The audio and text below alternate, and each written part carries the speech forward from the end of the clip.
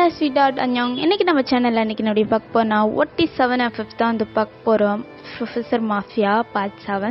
So போன பாட்டு யாருமே பார்க்கல, நான் போய் பார்த்துட்டு வந்துடுங்க. அப்போ தான் இந்த பாட்டு உங்களுக்கு புரியும், ஓகேவா? ஸோ புதுசாக நம்ம பார்க்குற ஆர்மிஸ்க்கு சேனலை சப்ஸ்கிரைப் பண்ணி சப்போர்ட் பண்ணுங்கடா, ஓகே? ஸோ இப்போ அவங்க வீடியோக்குள்ளே போகலாம். ஸோ போன பாட்டு எதோட முடிச்சிருந்தா அதை வந்து கண்டினியூ பண்ணலாம். ஸோ போன பாட்டு எதோட முடிச்சிருந்துச்சுன்னா, பாய்ஸோட அம்மா வந்து சுகா கிட்ட, டே 7 பேர் கேளுங்கடா, நான் பார்க்குற 7 பொண்ணுங்களை கல்யாணம் பண்ணிக்கிட்டு சந்தோஷமா இருங்கடா, நம்மளுக்கு இந்த பொண்ணு வேணும்டா அப்படின்னு சொல்லிட்டு அவங்க அம்மா சொல்லியிருப்பாங்க. சுகாவும், அம்மா நீ என்ன வேணால் சொல்லு, நாங்கள் கேட்குறோம், ஆனால் இது மட்டும் சொல்லாத, சத்தியமாக கேட்கவே மாட்டோம் அப்படின்னு சொல்லிட்டு நம்ம பாய்ஸ் 7 பேருமே அப்படியே கோச்சிக்கிட்டு அவங்க ரூமுக்கு வந்து போயிருப்பாங்க. ஸோ இதோட தான் முடிச்சிருப்போம். இப்போ இதில் வந்து கண்டினியூ பண்ணலாம். இப்போ அப்படியே நெக்ஸ்ட் டைம் மார்னிங்காக ஆகுது, உங்களை தான் ஃபஸ்ட்டு காட்டுறோம். நீங்கள் இப்போ தான் வந்து கண்ணை முழிக்கிறீங்க. சுற்றியும் முற்றியும் பார்த்தா கொஞ்சம் இருட்டாக இருக்குது. தட்டு மாதிரி போய் அங்கே உள்ள ரூம் லைட்டையும் போட்டுட்டு அப்படியே ரூம் சுற்றி முற்றியும் பார்க்குறீங்க. அந்த ரூமே உங்களுக்கு பிடிச்ச மாதிரி இருக்குது. உங்களோட ஃபேவரட் கலர், உங்களோட பிக் அப்படின்னு சொல்லிட்டு நிறையவே இருக்குது உங்களுக்கு பிடிச்ச மாதிரி. அப்படி சுற்றி முற்றி பார்த்துட்டு அப்படியே நிற்கிறீங்க. நம்ம எப்படி இங்கே வந்தோம்? ஒருவேளை ஜாக்சன் வேலையாக இருக்குமா? ஜாக்சன் தான் நம்மளுக்கு சர்ப்ரைஸ் பண்ணணுன்னு இங்கே நைட்டோட நைட்டாக எனக்கே தெரியாமல் இங்கே என்னை தூக்கிட்டு வந்துட்டாரா அப்படின்னு சொல்லிட்டு நீங்கள் அப்படியே யோசிச்சுக்கிட்டே நிற்கிறீங்க. ஓகே அப்படின்னு சொல்லிட்டு நீங்கள் வெளில போகலாம்னு சொல்லிட்டு அப்படியே வெளில போகிறீங்க. வெளியில் யாருமே இல்லை. உங்களுக்கு வெளியில் போகணுமே அந்த இடத்த பார்க்கவே, இன்னும் நம்ம ரூம்குள்ளே இருந்துட விட இங்கே வெளியில் இருக்கிறதே இவ்வளோ நல்லா இருக்குல்ல, அந்த மாதிரி ஒரு ஃபீல் உங்களுக்கு. அந்த இடத்தையே ஒரு மாதிரி மருந்து பார்த்துக்கிட்டே இருக்கீங்க. அங்கே உள்ள இடத்த வாழை எல்லாமே அப்படியே பார்த்துக்கிட்டே நிற்கிறீங்க. இப்போ நீங்கள் இருக்கிற இடம் வந்து ஃபஸ்ட்டு ஃப்ளோர். இங்கே வந்து பார்த்தீங்கன்னா கீழே உள்ளதெல்லாம் தெரியும், ஹால்லாம் தெரியும். ஸோ அப்படியே நீங்கள் வந்து எட்டியே பார்க்குறீங்க. பார்த்தா பாய்ஸோட அம்மா தான் வந்து கீழே வந்து டைனிங் டேபிளில் வந்து உட்காந்துருக்காங்க. நீங்கள் அவங்கள பார்த்துன்னு செம ஷாக்கு, என்னடா இது அப்படின்னு சொல்லிட்டு அவங்கள தான் கண்ணெல்லாம் கசிக்கிட்டு நல்லா தெளிவாலாம் பார்க்குறீங்க. பாய்ஸோட அம்மாவும் உங்களையே தான் பார்க்குறாங்க, என்ன இது அப்படின்னு சொல்லிட்டு. ஸோ நீங்களும் அப்படியே கீழே இறங்கி வரீங்க. இப்போது பாய்ஸோட அம்மா தான், என்னம்மா ஏஞ்சிட்டியா? மயக்கம் தெரிஞ்சிருச்சு போல இருக்கே அப்படின்னு சொல்லிட்டு ஒரு மாதிரியாக அவங்கள பார்த்து ஒரு மாதிரி நக்கலாக அப்படியே கேட்குறாங்க. உங்களுக்கு எதுவுமே புரியல. இப்போ நீங்கள் தான், ஆன்ட்டி நீங்கள் என்ன இங்கே ஜாக்சனோட வீட்டில்? எது புரியல எனக்கு. இது ஜாக்சனோட வீடா? இது என் பிள்ளைங்களோட வீடு. என்ன ஆண்டி சொல்கிறீங்க? இது ஜாக்சன் வீடு தானே? ஓ, நீ அப்படி நினச்சிட்டு இருக்கியா? ஓகே ஓகே, உனக்கு எதுவும் ஞாபகம் இல்லைல்ல எப்படி வந்தோம், எப்படி இங்கே இருக்கோம் அப்படின்னு சொல்லிட்டு நான் என்ன சொல்கிறேன், ஓகே நீ ஒன்றும் பார்த்துட்டு படாத அப்படின்னு சொல்லிட்டு பாய்ஸோட அம்மா சொல்கிறாங்க. எங்களுக்கும் ஒன்றுமே புரியலை. நீங்கள் என்ன தெரியுமா நினச்சிட்டு இருக்கீங்க? ஜாக்சன் தான் வந்து அழைச்சிட்டு வந்திருப்பாரு அப்படி சொல்லிட்டு நீங்கள் நினச்சிட்டு இருக்கீங்க. நீங்கள் ஆல்ரெடி ஜாக்சன்கிட்ட சொல்லியிருப்பீங்க, இதே மாதிரி யாருமே இல்லாமல் நம்ம மட்டும் ஒரு வீட்டில், அதுவும் பெரிய வீட்டில் தனியாக இருக்கணும்னு ஆசைப்பட்டிருப்பீங்க. ஜாக்சன்கிட்டே சொல்லியிருப்பீங்க. அதுதான் இப்போ நான் ஜாக்சன் வந்து அழைச்சிட்டு வந்திருக்காரு போல இருக்கு அப்படி சொல்லிட்டு நினச்சிட்டீங்க. இப்போ நீங்கள் தான், ஆண்டி அப்போனா இது ஜாக்சனோட வீடு இல்லையா? இல்லைம்மா, இது ஜாக்சனோட வீடு கிடையாது. எவன் சொன்னா இது ஜாக்சன் வீடுன்னு சொல்லிட்டு? இது என்னோட 7 பசங்களோட வீடு. உனக்கே தெரியுமே, உன்னோட ப்ரொஃபஸர் அவங்களோட வீடு தான் இது. அதுவும் இப்போ தான் ரீசெண்டாக வாங்கினாங்க. என்னாண்டி சொல்கிறீங்க? இது நான் ஜாக்சன் வீடெல்லாம் நினச்சிட்ருக்கேன். நான் இப்படி இங்கே வந்தேன். ஓ ஆமாம்ல, நான் இது உங்ககிட்ட சொல்லவே இல்லை. ஓகே நான் சொல்கிறேன், ஆனால் நீ தான் உன் மூளை யூஸ் பண்ணி இங்கேருந்து தப்பிக்க வைக்கணும் அப்படின்னு சொல்லிட்டு பாய்ஸோட அம்மா அப்படி சொல்ல வர, இப்போ உங்கள் பின்னாடி பாய்ஸோட வாய்ஸ் வந்து கேட்குது. இப்போ வீதா, என்னச்சு பேபி ஏஞ்சிட்டியா? எப்போ ஏஞ்சி? நானே உன்னை வந்து பார்க்கணுன்னு நினச்சேன். நீனே ஏஞ்சிட்ட, ஓகே பரவாயில்ல. என்ன சாப்பிட்ற? காஃபியா டீயா இல்லை மில்கா அப்படின்னு சொல்லிட்டு வி வந்து கேட்க, நீங்கள் இந்த வாய்ஸ் கேட்டனுமே ஒரு மாதிரியா ஃப்ரீஸ் ஆகிட்டீங்க. ஒரு மாதிரி அப்படியே அசையாமல் கொள்ளாமல் அப்படியே நிற்கிறீங்க. உங்கள் ஆண்டியை பார்த்துட்டே, அந்த ஆண்டியை பார்த்துட்டே இவ, ஏய் ஒயன் என்னது சொல்லு, எங்களை திரும்பி பாரு அப்படின்னு சொல்லிட்டு வியும் வந்து சொல்ல, உங்களுக்கு அப்படியே கண்ணுலேருந்து அப்படியே டிஎஸாக வருது. நீங்கள் திரும்பி பார்க்காமையே, நான் எப்படி இங்கே வந்தேன், எதுக்கு நீ அழைச்சிட்டு வந்தீங்க, தயவு செஞ்சு என்னை எங்கேருந்து அழைச்சிட்டு வந்தீங்களோ அங்கேயே போய் விட்டுடுங்க ப்ளீஸ், உங்களை கையெடுத்து கும்பிட்றேன். ஏய் ஒயன் எங்களை திரும்பி பார்த்து சொல்லுமா, ஏம்மா எங்களை பார்க்கவே மாட்டேங்கிற அப்படின்னு சொல்லிட்டு ஜிமினும் வந்து சொல்கிறாரு. இப்போ நீங்கள் தான், ப்ளீஸ் உங்கள் 7 பேர் மூஞ்சி பார்க்க எனக்கு சுத்தமாக பிடிக்கல, என்னை தயவு செஞ்சு என்னை விட்டுருங்க, நான் அப்படியே போயிடுறேன், அந்த டோரை மட்டும் ஓப்பன் பண்ணி விடுங்க ப்ளீஸ். அப்படி சொல்லிட்டு நீங்கள் வந்து பாய்ஸ்ட்டு கெஞ்சுறீங்க. இப்போது ஜெயப் தான் ஓ இப்போ நீ போகணும் அவ்வளோதானே, போ தாராளமாக போ. ஆனால் போகிறதுக்கு முன்னாடி எங்களுக்கு நீ எல்லாம் ஒன்று செஞ்சுட்டு போகணுமே. என்ன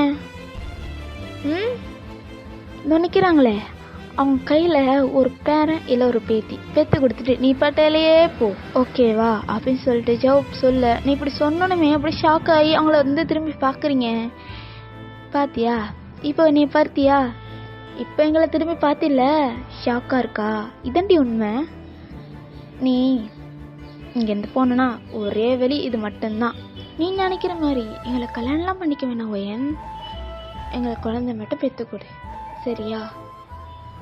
ஆனால் ஒன்று, நாங்கள் லவ் பண்ணுறதுலாம் உண்மைதான், ஆனால் என்னடா இவங்க கல்யாணம் பண்ணிக்க மாட்டேங்கிறாங்களே அப்படின்னு சொல்லிட்டு நீ நினைப்ப. அதுக்கு ஒரு காரணம் இருக்குது, எல்லாமே உனக்காக தான். இந்த உலகம் என்ன சொல்லன்னு சொல்லிட்டு நீ நினைப்பில்ல, எப்படி இவங்க 7 பேரையும் கல்யாணம் பண்ணிக்கிறது, இந்த உலகம் எப்படி சொல்லும், நம்மளை தப்பாக பேசும், நம்மளுக்கு எப்படி அவமானமாக இருக்கும் அப்படின்னு சொல்லிட்டு நீ நினைப்பில்ல. அப்போ எங்களுக்கு கஷ்டமாக இருக்கும்டி. ஆனால் உலகம் என்ன வேணால் நினச்சிட்டு போகட்டும்டி, ஆனால் நீ நினைக்கும் போது அவமானம் போடும்போது எங்களுக்கு எவ்வளோ கஷ்டமாக இருக்கும் ஏன். அதனால தான் வேணாம், மேரேஜ் வேணாம். ஹலோ, எனக்கு ஒன்றும் புரியல. மேரேஜ் பண்ணிக்காம உங்களோட குழந்தைய மட்டும் பெற்றுக்கிட்டு கடைசி வரைக்கும் உங்கள் கூடவே இருந்தலாம் அப்படின்னு சொல்லிட்டு நீங்கள் 7 பேரும் நினைக்கிறீங்களே நீ, அது எப்படிங்க? இதோட உலகம் கேவலம் பேசுமே, அதுவும் நீங்கள் நினச்சி பார்க்கலையே. இப்போ குழந்தைய உங்கள்கிட்ட பெற்று கொடுக்குறேன், இந்த பொண்ணு இவங்களை கல்யாணமே பண்ணிக்காமல் இவங்க கூட இருக்குன்னா இன்னும் உலகம் என்னோட கேவலமாக பேசுமே. அப்போ நீங்கள் ஃபீல் பண்ண மாட்டிங்களா? அப்போ அந்த கஷ்டம் உங்களுக்கு இருக்காதா அப்படின்னு சொல்லிட்டு நீங்கள் சொல்கிறீங்க. பாய்ஸ்க்கு என்ன சொல்கிறா இவ, அப்புறம் இப்போ கல்யாணத்துக்கு ஓகேவா அப்படின்னு சொல்லிட்டு நினைக்கிறாங்க. இப்போ ஆரம்பம் அப்போனா நீ எங்களை கல்யாணம் பண்ணிக்க ஓகே சொல்கிறதானே அப்படின்னு யார் சொன்னா? நான் ஜஸ்ட் உங்களுக்கு எக்ஸ்பிளைன் பண்ணேன், மற்றபடி உங்களை எனக்கு சுத்தமாக பிடிக்காது அவ்வளவுதான். ஆனால் நீங்களாம் ஒன்றும் கற்பனை பண்ணிக்க தேவையில்லை அப்படின்னு சொல்லிட்டு நீங்கள் சொல்கிறீங்க. இப்போ சுகா தான் சரி வை. ஸோ லாஸ்ட்டாக என்ன சொல்ல வர, உங்கள்கிட்ட நான் உங்கள்கிட்ட வந்து பர்மிஷன்லாம் கேட்கல எதுவுமே, நீ எங்கெல்லாம் கல்யாணம் பண்ணிக்கிற, இருந்தாலும் நான் உங்ககிட்ட கேட்கணும் இல்லையா, என்ன பண்ணிக்கிறீல? ஏய் எப்படி உனக்குலாம் இப்படி கேட்க தோணுது? நீ மாஃபியா தானே, உனக்கு ஆல்ரெடி தான் தெரிஞ்சிருக்குமே நானும் ஜாக்சனும் சின்சியராக லவ் பண்ணிகிட்ருக்கோனே. ஆனால் எப்படி இது, நான் ஒரு பையனை லவ் பண்ணுறேன்னு தெரிஞ்சும் நீ வந்து நீங்கள் எல்லாரும் 7 பேர் சேர்ந்துக்கிட்டு என்ன இப்படிலாம் பண்ண தோணுது உங்களுக்கு? உங்கள் மனசில் ஏற்பட மனசில் என்ன நினச்சிட்டு இருக்கீங்க? முதல்ல ஒழுங்கு மாதிரியாக எங்கேருந்து அழைச்சிட்டு வந்தீங்கன்னா என்னை அங்கேயே போய் விட்டுடுங்க, அவ்வளோதான் நான் சொல்லுவேன். நீங்கள் மட்டும் மாஃபியா இல்லை, எங்கள் மாமாவும் மாஃபியா தான், அதை மனசில் நினச்சிக்கிட்டு பண்ணுங்க சரியா அப்படின்னு சொல்லிட்டு நீங்கள் ஒரு மாதிரி மிரட்டுற மாதிரியே சொல்லிக்கிட்டு இருக்கீங்க. இப்போ பாய்ஸ்க்கும் என்னடா இவ ஸ்டார்டிங்கில் ஏதோ போன மாதிரி பம்மிக்கிட்டு இருந்தா, இப்போ புலி மாதிரி என்ன பயங்கரமாக பேசுகிறா, என்ன நடக்குதுங்க? இவளுக்கு ஓவராக தான் வாய்ஸ் ஜாஸ்தியாக தான் இருக்குது, இருந்தாலும் இது விடக்கூடாது அப்படின்னு சொல்லிட்டு பாய்ஸ் அப்படியே அவங்களுக்குள்ளே பேசிக்கிட்டே இருக்காங்க. இப்போ ஜின்னுதான், அம்மா நீ ரூமுக்கு போ. டேய் எதுக்குடா என்ன ரூமுக்கு போக சொல்கிற? அம்மா உன்னை போன்னு சொன்னேன், கேள்வி கேட்காத. எதுக்கு நான் போகணும்? நான் இங்கே தான் இருப்பேன், நீங்கள் போங்க. அம்மா நான் சொல்கிறத கேளு, ரூமுக்கு போன்னு சொல்கிறாம்மா அப்படின்னு சொல்லிட்டு ஜின் பயங்கரமாக வந்து கத்துறாரு. நீங்கள் ஜின்னை கத்துறதை பார்த்துட்டு ஒரு மாதிரி அவங்களுக்கு ஆயிடுது. இப்போ பாய்ஸோட அம்மாவும் அப்படியே 7 பேரையும் அப்படியே முறைச்சிக்கிட்டே பண்ணுங்கடா பண்ணுங்க, என்னடா பண்ணுமோ எல்லாத்தையும் பண்ணுங்க, ஆனால் இதுக்கு ஒரு முடிவு நான் கட்டுறேன் சீக்கிரத்துமே அப்படின்னு சொல்லிட்டு அவங்க அம்மா அப்படியே 7 பேரையும் முறைச்சிக்கிட்டு கோச்சிக்கிட்டு அவங்க ரூம்குள்ள வந்து போயிடுறாங்க.